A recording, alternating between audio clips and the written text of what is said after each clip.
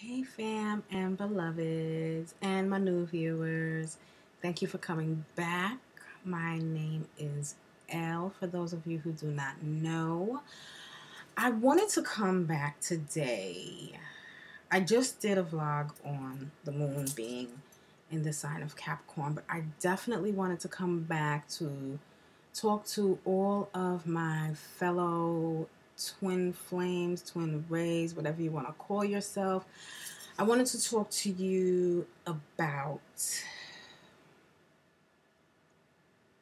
working on your chakras and also, especially, working on your heart chakra. More recently, I found out that, okay, let me go from the beginning. I am a twin flame who is not in a physical relationship with my beloved. He happens to be married to another soul, another person on the planet. And it's been a difficult journey.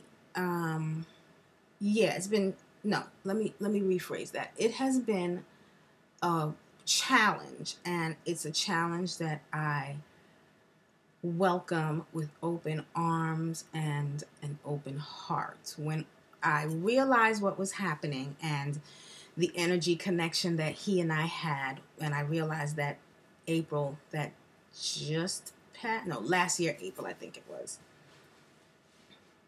Yeah, it was last April. I realized it. I think, oh my goodness, you see, like, there's so many things going on. I'm losing track of time. Like, time doesn't even exist to me anymore. That's another vlog. But I found out when I realized the energetic connection that he and I shared, it made so much sense because all of the things that I had experienced before I found out was like so synchronistic with regards to the signs and symptoms that are all over the internet about meeting your beloved. So, and he and I dated. We know have known each other for 15 years, and he and I dated, I want to say, back in 2001. Yeah, and like it, yeah, 2001, he and I dated for about 4 years, and it was just so intense. And then he broke up with me. I was completely devastated, and I went on a quest. It was like I went on a intense mission to understand why he left me. I was questioning my worth. I was questioning why I was here on earth. I was just questioning everything. And me questioning everything turned into a spiritual quest.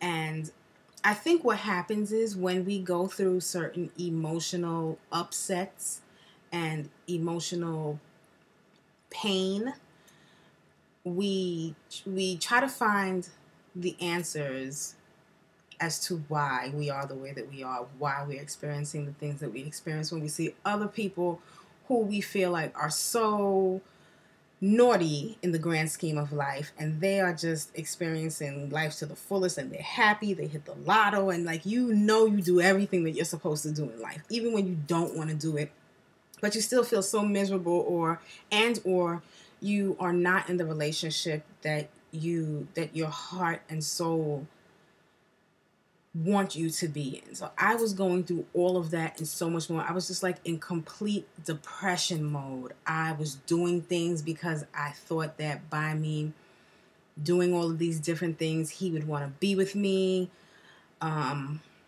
We did see each other, like we interacted with each other back then. We had sex, and it was just like mind blowing. I didn't realize the energetic connection and the significance and the power behind us being intimate on the level that we were intimate back then, and we weren't even in a quote unquote relationship. And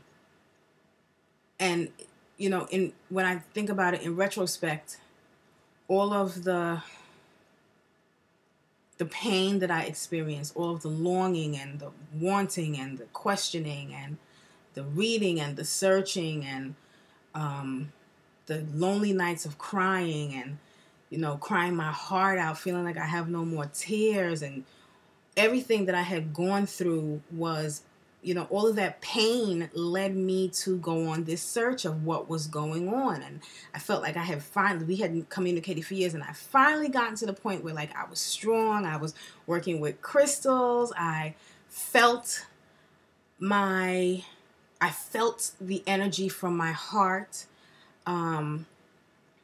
I couldn't be around certain people or things or areas because it would just be too intense for me. I absorbed other people's energy, and I had to make sure that, you know, I did certain things so that I wouldn't absorb their energy. I would be able to like touch somebody and take their pain away and then replace it with happiness. It was just like a whole plethora of things I was experiencing, and I was able to do like during that searching period that I was in. I worked on some of my gifts and my talents, and then he reached out to me again, and I was just like, I was strong. I was like, I can handle anything. I don't care what he does. I don't care what he says. I know I can handle it because I felt like I had gotten to a certain level in my quest and in my spiritual path that, you know, I was just above everything. I was above pining over him. I was above those emotions that I felt. I was above those memories. And then when he reached out to me, we spoke on the phone. I was cool with that. But then we saw each other in person, and I was cool with that. And then we saw each other again, and I was like, I really don't understand. And it's the kiss. It's something in the kiss. I don't know if you all have read about that either, but it's just this kiss. And kissing him has always been like we were like taken to another world, another dimension, another plane, another earth. It was just like in this kiss. Whenever we kissed, it was like this. Even when I first met him, the kiss was like, we were just like swept away to another place. And then after all of those years, we kissed again, and it was like, oh my goodness, Elle, what's going on? And that's when the information about twin flames like popped up on the internet when I was just doing some other type of reading, because I'm always doing reading and research on just about everything and anything dealing with spirituality and or the occult. Anything that people are like, oh no, you can't get into this, oh no, you can't read it. I'm doing reading and research on it. So I bumped into information about twin flames, and I was like, oh my goodness, this is what he and I share. Oh my goodness, this is why I feel like I do. This is why I've always felt like I felt even as a little child. This is why. And I'm like, oh wow, I have to share this information with him. And I shared the information with him, but I felt like he was like, you know, like, this is just Elle being crazy. Like, what's going on with her? And it dawned on me that it really didn't make sense to, like, give him any more, like, feed him any more information about our connection, because he's just not accepting of it at that time. And even now, he's not really accepting of it. He has informed me that he's read some information about twin flames over the past year that we have been in communication. However, he just doesn't see how this fits in the grand scheme of his spiritual growth and his spiritual path at the moment. So I have gotten to the point whereby I feel like I'm doing the mission by myself, but I'm always getting signs and signs that I'm not. Like I always get signs in my dreams that I'm not, and I always get these feelings, and I always get these messages from spirit and my guides and angels that I'm not doing this by myself. Like he is doing the work, although he may not know that he's doing it, which I'm cool with anyway, because I've come to a realization that what we do, like, it doesn't really matter what is going on the 3D, on this plane, as long as we're doing work. Like, I do feel a way about him being married. I would love for him to be with me, but in the grand scheme of everything that I have learned, feel, know, and believe, that is just like so superficial in the grand scheme of why twin flames are here and why I'm here. I'm just like, whenever I feel a way about it, I'm like, I know this is just going to pass. This is just my ego, trying to make sure it's still alive. I don't know if you all go through that either, but time went by and he reached out to me and he said, oh, well, Elle, I can't communicate with you anymore because my soul is always longing for you and I can't do anything. I can't do any healing because I'm always thinking about you and I want to be around you. And I'm like, okay, cool, no problem. But then after he said that to me and I agreed and did everything possible not to, overstep my bounds, he reached out to me and told me that he was doing some spirit work and candle work and chanting work to get back the piece of his soul from me that he took. And then after, like, while he was doing this work, I didn't know, but I had gotten really, really sick. I was out of work for a little over a month. I thought I was having a heart attack. I felt like something was following me. I was doing all of this spiritual warfare stuff to protect myself. It was just really, really crazy. Like, I felt what he was doing. I really felt what he was doing. And I think it was like 3 days after he started doing all of this work, he called me. He was like, oh, I did these chants, I did this, because I can't function right with my healing process because I'm always thinking about you. Like, my soul is yearning for you. And I was like, oh, that must have been why I was in the hospital.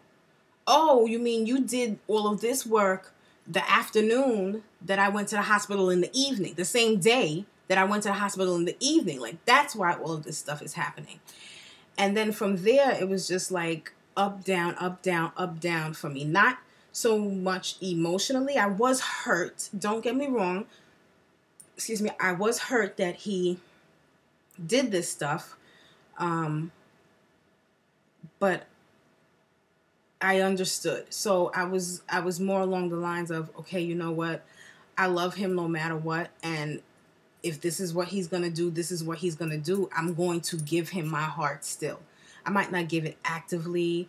Like, I might not, I would send him Reiki all of the time. I would send him energetic massages when he said that, his leg hurt or his back hurt or he felt like he needed a massage. I would do stuff like that energetically because I knew that he would feel it, although he tells me that he told me that he wasn't able to communicate with me energetically. I know that he was, because I was able to actively communicate with him. Like, I would think about him and then maybe a couple of hours later he would call me or send me a text message or whatever the case may be. So I stopped doing all of that, sending him energy and sending him Reiki and sending him love, because he said that he needed to heal. And then after he did all of that work and I felt like it was like a direct attack on me, like I literally felt like this man was trying to take me from the face of the earth. I really felt like that. I did my recovery. I'm kind of sort of still recovering, but in my recovery, I reached out to some reputable individuals that do energy healing work. And I found out that part of the challenge that I faced and one of the reasons why I was experiencing physical pain was, one, because I was going through a mastery process. I was downloading a lot of energy from the higher realms, and also because my chakras, one of my chakras were blocked, and because that my chakra was blocked, I was not getting the energy to my heart chakra the way that I was supposed to be, and it caused so much physical pain for me. So I had this healing session with this very wonderful individual, Ole Gabrielson, and he cleared. I had a blockage in my root chakra, and he cleared the blockage, and instantly I felt like a gush of energy come up from the earth into my feet, into all my other chakras, and like fill up my heart. It was like, it felt, my chest was actually hurting because my heart chakra was not getting the energy that it needed. Period. And I really want to stress that it is so important for flames and empaths, because I'm an empath as well as a starseed, to work with your chakras on a daily basis. Make sure they are clean. Make sure that they are functioning the right way. Make sure that you are doing chakra exercises. Make sure that you are eating right. If you can't eat right, make sure that you're at least drinking enough water to flush out your body, and your organs could, work the right way. Make sure that you are getting outside for a few minutes. Make sure that you're doing some type of exercise so that you are just keeping your body active, and you are just, taking care of yourself. Because if you don't, even if you're not being attacked the way that I was, you'll find that you're in a rut. You'll get into this like 3D rut where you start to eat food that is not really conducive to you working on your spiritual path, whether you are with your flame or not. You'll find that the foods that you're eating, they make you feel heavy, and they weigh you down. They weigh your spirit and your soul down. And that does not help you with your mission on any level at all. And I really, really stress, because like even now I'm feeling a little pressure in my chest, but it's not as much as it was, because I have started to work more with my chakras. I even do, like, I send my girlfriends emails every day working on our chakras. This week we're working on our heart chakra. I'm supposed to be sending them an email this evening. So, I mean, even that helps me. It's like this week we're working on a heart chakra. Next week we'll be working on a different chakra. And then after we finish all of the chakras, I'm not sure if I'm going to go into 9 or 12 chakras, but for right now I'm just doing the 7. But I think maybe for me personally, I'll take it to the limit and do research on all of the ones I could possibly do research on and work with myself like that. But I really suggest that you work on your chakras week by week. Start with the base, then the root, and then keep on going up. Don't just do it sporadically. Start from the bottom and move up. Do the exercises. Learn the mantras. Learn the mudras. Getting a routine, in a spiritual routine of clearing out your energy sources. Because, like, I think about it like this: we brush our teeth every day, right? And we wash up every day.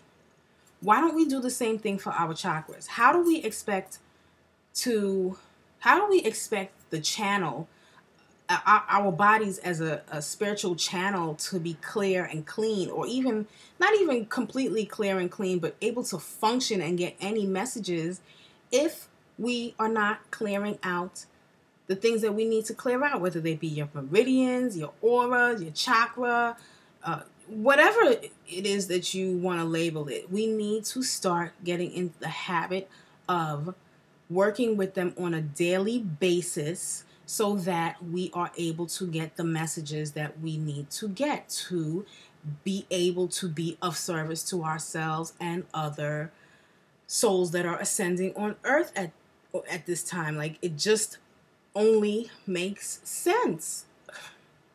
I really wanted to share this with you because I didn't think of it before. Like, I really didn't think it was that important. Like, I thought that, whatever, like chakras, like, really, meridians, please. Aura, come on. I mean, like, if I think something, then my aura will change. It's not really that. It's really not that simple. Like, you really need to actively work on yourself.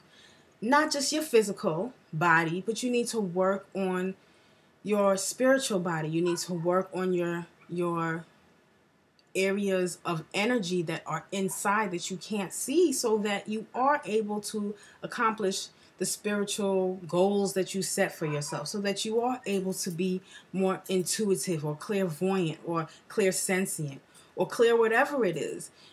In order to get to that level that you want to be at, you have to put the work in. And part of putting the work in is getting to know all of those different aspects and parts of your spiritual body, and work with them and exercise them and feed them and clean them and clear them and wash them and nurture them and love them and talk to them and take care of them. Like, these are things that we have to start doing. We can't just think that, okay, well, I'm just gonna, just gonna do whatever and everything will be fine. It doesn't work like that with us. It just doesn't. We have to be responsible for ourselves, and part of us being responsible is finding out what's inside, meaning what's our soul, what our souls are made of, what our spiritual bodies are made of, and putting in the work to make them strong and healthy and vibrant, so that we could experience the life that we want to experience. It's nobody else's responsibility but ours, and we can't fault anybody but ourselves. And like, all of that time, I'm like, oh my God, he did this to me.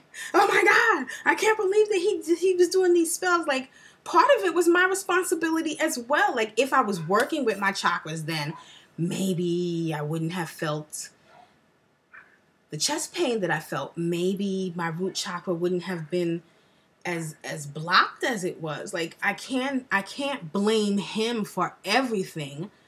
Although I would love to, but it's just not his fault. Like, this is my body. I chose this body. I have to take care of the soul that's in this body, and part of taking care of it is understanding how it functions, understanding what it's made of, and like I said, cleaning, clearing, healing, working with, exercising, nourishing, loving, talking to, taking care of, pampering, all of those parts and aspects that make up my soul. That's my responsibility. That's nobody else's. I mean, I can go to as many healings. I can have as many healings as anybody can have, but the bottom line is, if I don't maintain what the healing does, I'm just going to have to continuously go to healings, and it's not going to work. It's like taking a pill for a broken leg, for the pain of a broken leg, and you're still running on it. That it's not going to heal if you don't take the time to rest and recuperate. Like, it just doesn't make sense. So I really wanted to share this with you because this is something that I'm experiencing. I'm going through the process of working with my chakras and understanding them, and in doing that, I understand a little more about myself and how I function and why I feel the way I feel and what challenges I may face and how to overcome the challenges. And it's just so beautiful and so great. So I hope that if you didn't know, now you know, and you will get to work on yourself. It's really, really quite easy, and it's nobody else's responsibility but yours. So jump to it if you want the life of your dreams, with or without your twin. So I really hope you enjoyed my vlog about one of our many roles and responsibilities. And I'll check y'all later.